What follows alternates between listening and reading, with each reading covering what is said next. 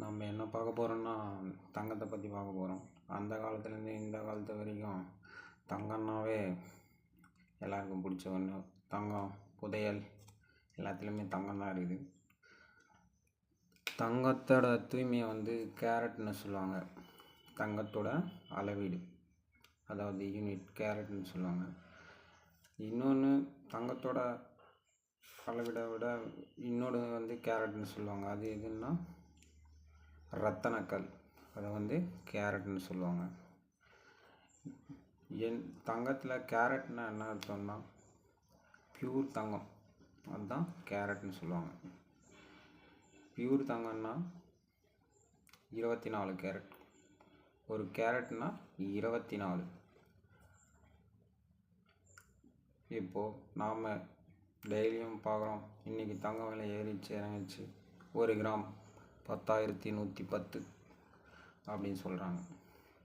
ஆனால் நாம் எடுக்கிற தங்கம் வந்து அந்த தங்கம் வந்து பியூர் தங்கம். அந்த தங்கத்தை வந்து நாம் வந்து ஆபரணங்களாகவோ இல்லை நம்ம அணியக்கூடிய எந்த ஒரு பொருளாகவும் மாற்றவே முடியாது.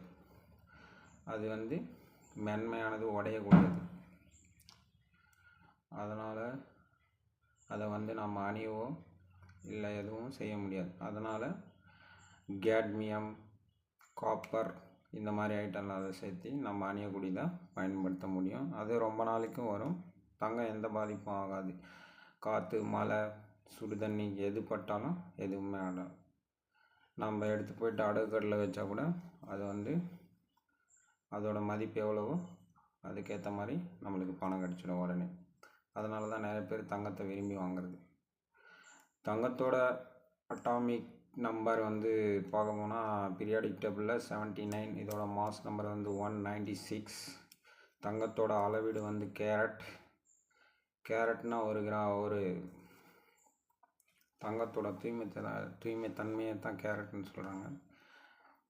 1 கிராம் என்பது நிறை மற்றும் எடை சம்பந்தமான ஒன்று. 1 கிராம் தங்கம் வந்து இன்றைக்கி வந்து 9,110 ரூபா போயிட்டுருக்குது. நாம் கடைக்கு போய்ட்டு தங்கம் எடுக்கும்போது எல்லோரும் கவனிக்க வேண்டியது, அன்னைக்கு நிலவரம், மார்க்கெட் நிலவரம் என்னன்னு பார்த்துட்டு கடைக்காரங்கிட்ட நாம் அவங்க போடுற ரேட்டெல்லாம் பார்த்துட்டு வாங்கணும்.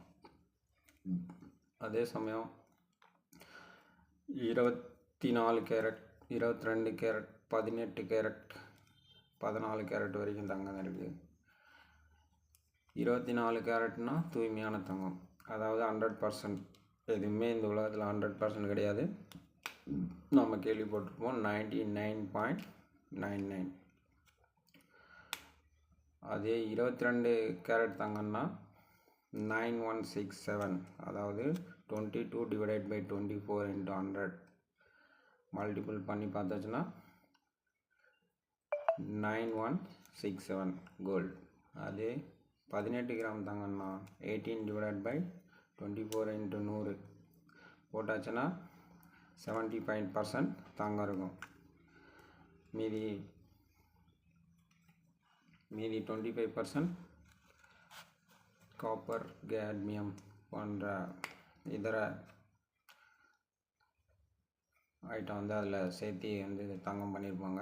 அடுத்தது நம்ம பார்த்துட்டு இருக்கிறது 14 கேரட் தங்கம். இதில் வந்து எவ்வளோ தங்கம் இருக்குன்னா 58. அதே தான் 14 டிவைடட் பை 24 into 100 58.3.